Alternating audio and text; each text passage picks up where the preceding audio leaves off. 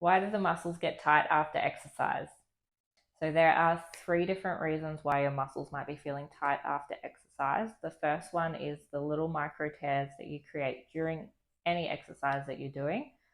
So these need to be filled in with protein, and it will have a bit of inflammation around there while that process is happening. The second one is that your mineral flow with your energy might be a bit low. So you might be lacking in a few minerals that your body needs for your muscles to continue contracting and relaxing at a normal rate.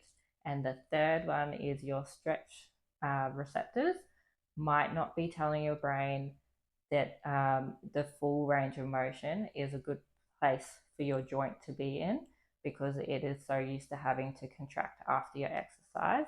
So, stretching in this point is a really good idea just to tell your brain that it's okay to be in that position. This is Nancy Jane, your local myotherapist. If you found this video helpful, please like and share it with your friends, and I will catch you on the next one.